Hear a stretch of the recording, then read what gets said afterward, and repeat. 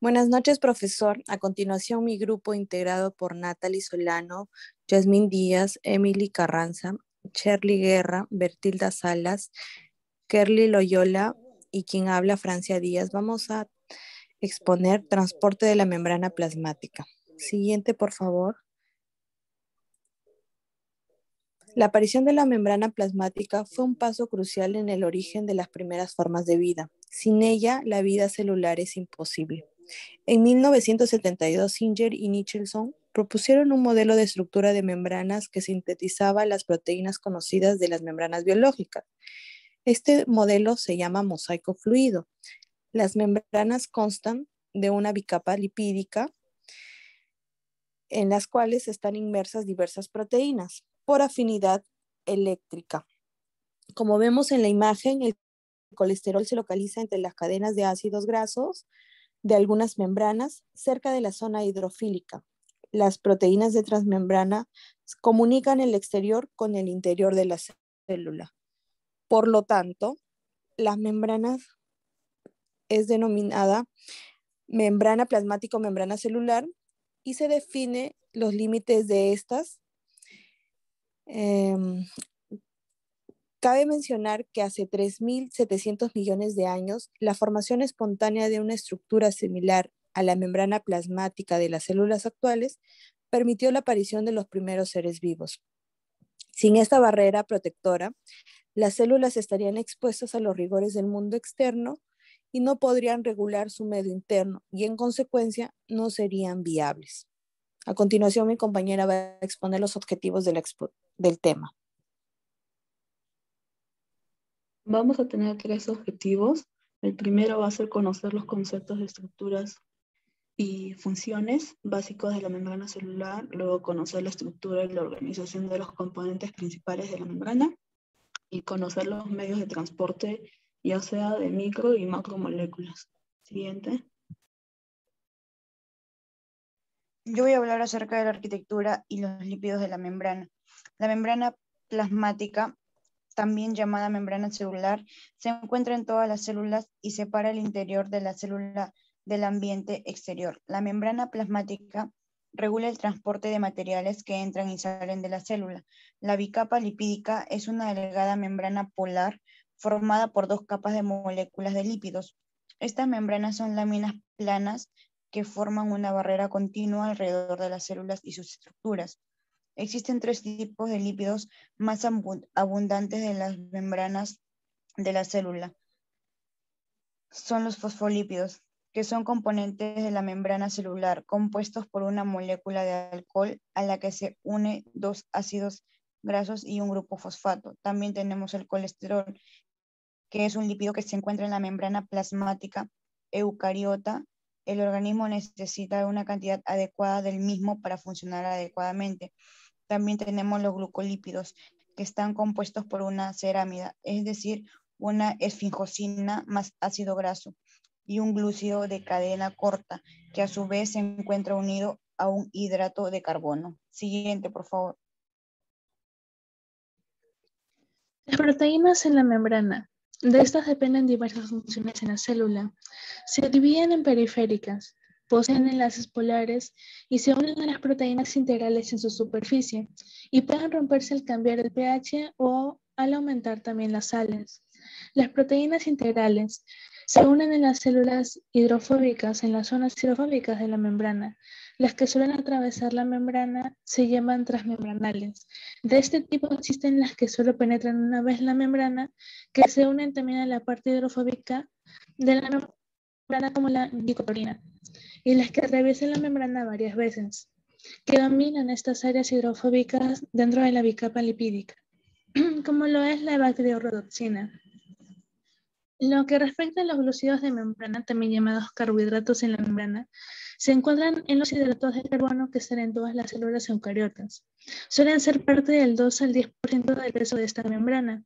No se conocen muchas funciones de los glúcidos en la membrana, sin embargo, hay posibilidad que orienten a las proteínas y también las guíen a su destino, además de formar parte de reconocimientos entre células, también siendo aún no demostrado estas teorías. Lo que respecta al transporte de membranas en moléculas pequeñas.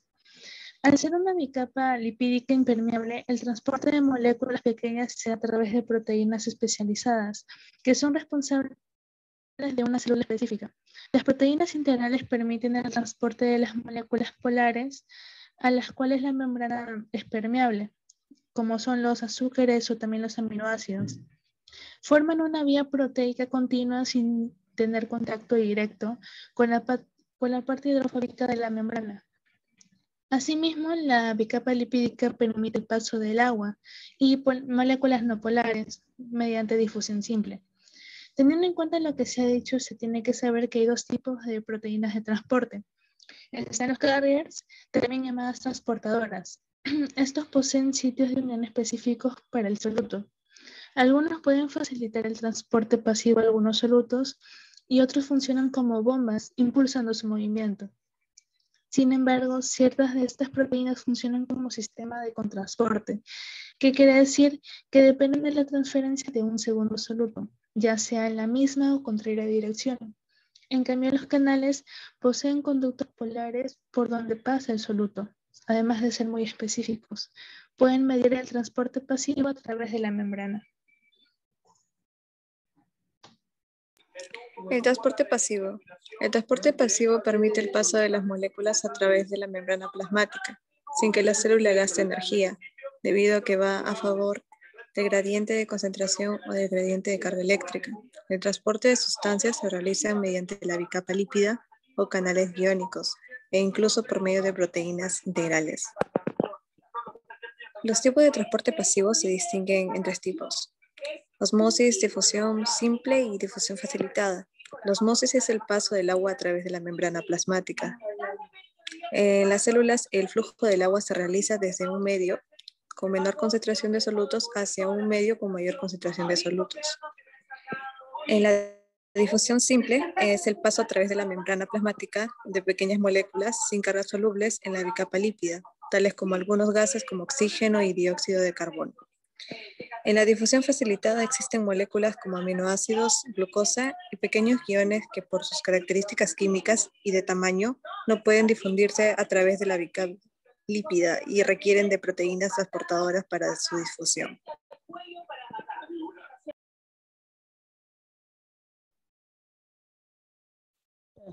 Transporte activo y de las macromoléculas.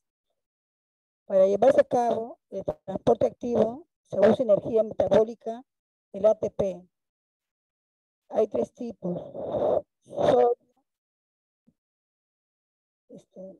hidrógeno y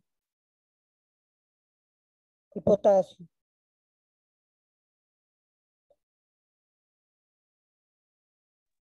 Estos forman un enorme gradiente. Como ven la imagen, entra el potasio y sale el sodio. Es porque la concentración es perjudicial para la célula, pero ambas regulan la homeostasis del agua en el cuerpo y la célula. Las macromoléculas y partículas, por el gran tamaño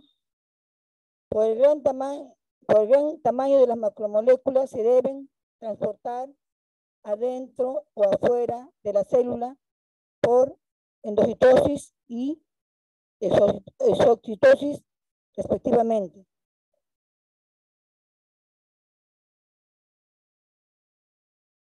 Sigue mi compañera. Como vemos en la exposición, concluimos que la finalidad de la membrana plasmática es mantener el equilibrio en su interior. Cabe mencionar que todas las membranas de las células eucariotas están compuestas por lípidos y proteínas. El lípido más importante es el fosfolípido y es el más abundante. De ahí es que está conocido como una bicapa lipídica. ¿Por qué? Porque está compuesta por lípidos y proteínas. También debemos concluir que uno de los mecanismos que utiliza la membrana celular Los dos mecanismos más importantes son el transporte pasivo y el transporte activo. Eso sería todo, profesor. Muchas gracias.